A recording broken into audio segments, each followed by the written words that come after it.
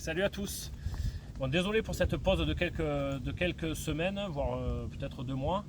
La priorité sera toujours à la vie privée, à la vie personnelle, vie familiale. Donc là voilà, je profite de mes plusieurs jours au bord d'un lac près de chez moi pour faire la dernière vidéo sur l'hormèse. Donc là aujourd'hui on va parler de la respiration. La respiration, c'est une fonction qui est autonome par le corps, mais qui n'est pas pour autant à banaliser, au contraire. Du premier cri quand on est bébé, quand on sort du ventre de notre maman jusqu'au dernier souffle,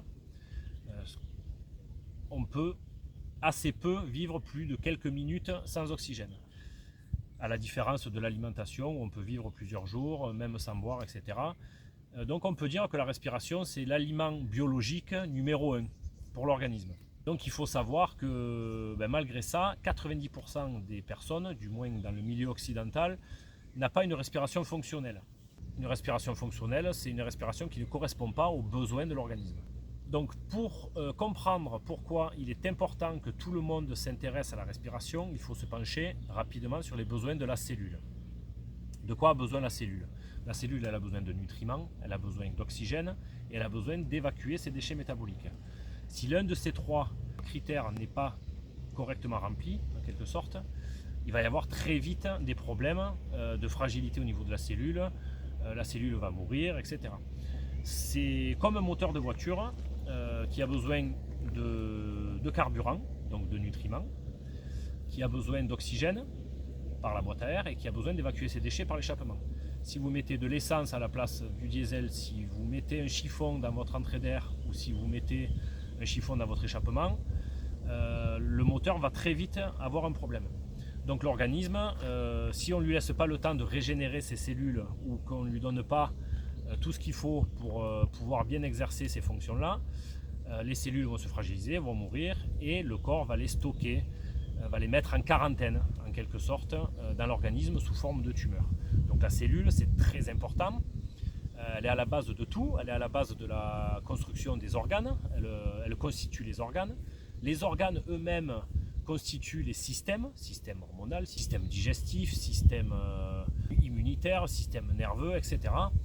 Et ces systèmes-là sont en lien les uns avec les autres pour constituer un organisme qui est censé être en parfaite symbiose. Donc on ne peut pas isoler tout ça, la cellule est à la base de tout.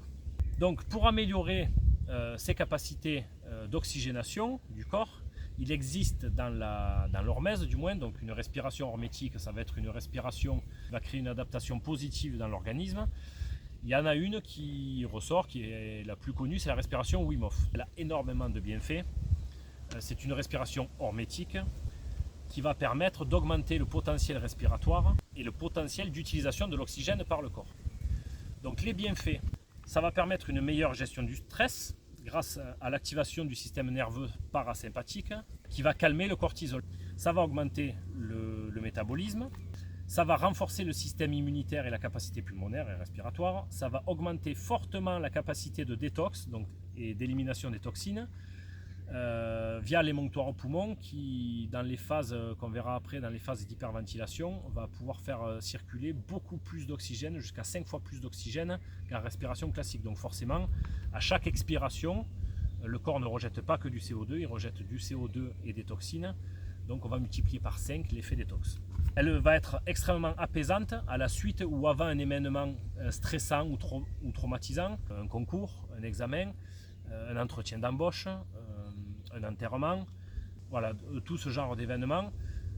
Si vous avez la possibilité de le faire avant pour mieux l'appréhender, ça va avoir énormément de bénéfices.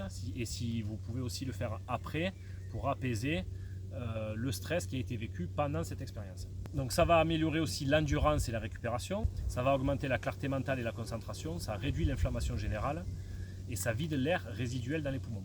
Donc si vous n'êtes pas sportif, l'exercice Wim Hof va vous permettre de le faire, bien que ça ne remplacera jamais le fait que l'activité physique est indispensable pour une bonne santé. C'est un petit rappel. Donc quand pratiquer la respiration Wim Hof, idéalement à jeun, le matin, sous forme de routine quotidienne ou de routine hebdomadaire ou multi-hebdomadaire. Est-ce qu'il y a des contre-indications? Il peut y avoir des contre-indications, mais plutôt des précautions à prendre. Si vous avez des gros problèmes cardiaques, allez voir un médecin. si vous êtes épileptique, si vous êtes un gros problème psychiatrique sévère, allez voir vos médecins. Si vous avez un doute, allez voir un médecin, comme ça vous couvre, ça me couvre. Bien qu'il y a de fortes chances qu'ils ne connaissent pas ce genre de méthode de guérison ou qui vous le déconseillent, au moins allez le voir, ça couvre tout le monde. En grossesse, il est fortement déconseillé de faire ce genre de pratique. Et ensuite, voilà, ne pas le faire dans l'eau ou au volant, parce que ça demande de la présence et ça demande pas mal d'énergie au corps, comme tout levier hermétique. Donc comment la pratiquer? Allongé, au calme, avec une petite musique, ça c'est possible, une petite musique en 432 Hz, histoire d'être vraiment apaisé. 30 inspirations, expirations. 30 inspirations par le nez, si possible. Si vous n'y arrivez vraiment pas, vous pouvez le faire par la bouche. 30 inspirations profondes, 30 expirations profondes, sans forcer, mais que ce soit profond. Donc de cette manière-là.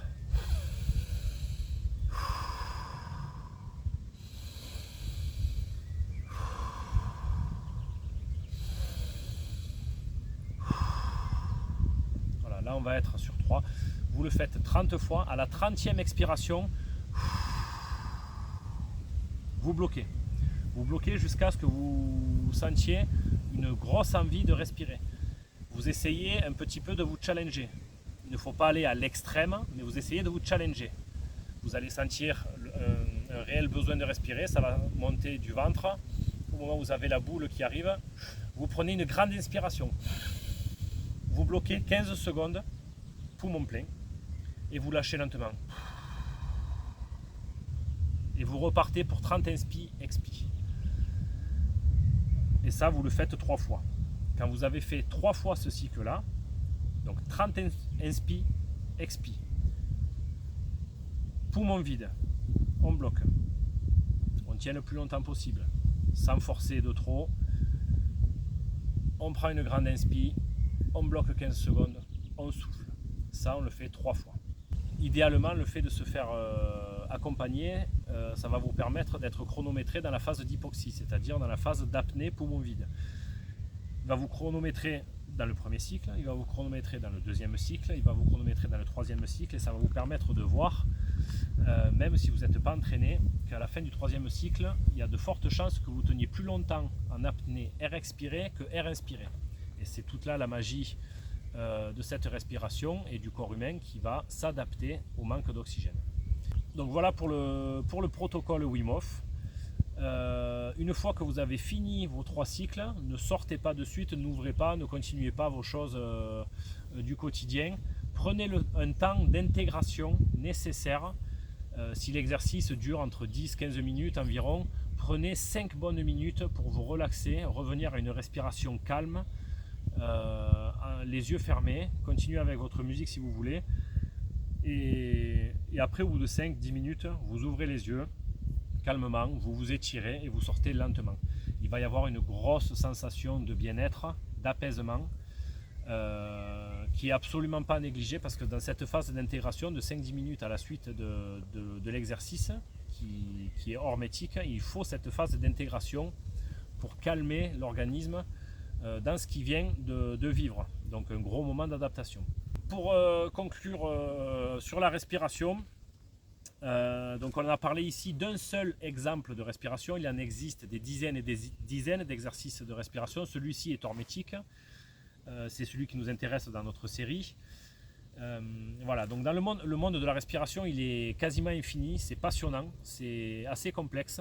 Mais pour mettre en pratique les choses, c'est relativement simple. Si on connaît quelques exercices et qu'on a la conscience des bienfaits de la respiration, c'est vraiment un univers super intéressant.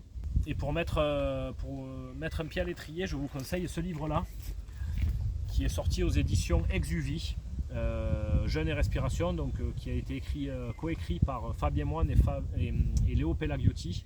Fabien Moine, c'est un hygiéniste, naturopathe, expert en jeûne et aussi formé en biorespiration. Et Leonardo Pelagiotti, c'est un instructeur Wim Hof. qui a créé sa propre boîte qui s'appelle Inspire et Inspire Potential, donc qui est expert aussi dans tout ce qui est respiration. Donc vous allez apprendre les bases. C'est super passionnant, je vous le conseille fortement. Je vous mets le lien sous la vidéo si vous voulez vous le procurer. C'est pas très cher, ça se lit très bien et ça donne vraiment envie de continuer. Voilà pour la conclusion sur la respiration et la conclusion sur les 4 leviers donc de l'hormèse. On a fini la série. Donc on a vu l'exposition au froid, on a vu l'exercice physique à haute intensité, on a vu le jeûne et on a vu la respiration. Ces 4 leviers ultra puissants à mettre en place au quotidien relativement facilement, à votre niveau et surtout qui sont gratuits. Gratuits et qui ont un pouvoir pour moi qui sont largement supérieurs et beaucoup plus pérennes qu'une petite pilule qui peut avoir certains effets bénéfiques pour certains. Donc n'hésitez pas à expérimenter l'un de ces 4 leviers ou les 4. Ne me croyez pas sur parole, expérimentez à votre niveau. Le bon sens, la logique et l'écoute de soi n'a aucun prix. Ça va vous donner de la responsabilité, ça va vous donner de la confiance. Et cette confiance-là que vous allez acquérir en expérimentant l'un de ces 4 leviers ou les 4, ça va vous suivre. Donc je vous invite vraiment à expérimenter. Et n'oubliez pas que vivre c'est bien, mais vivre en vie c'est mieux. Allez, je vous laisse et on se revoit dans une prochaine vidéo. Je ne sais pas du tout encore quoi, ça sera la surprise, j'ai pas mal de choses à traiter. Je vais essayer de revenir un peu plus régulièrement, mais voilà, la prochaine je ne sais pas trop. Surprise. À bientôt, prenez soin de vous et à la prochaine. Ciao.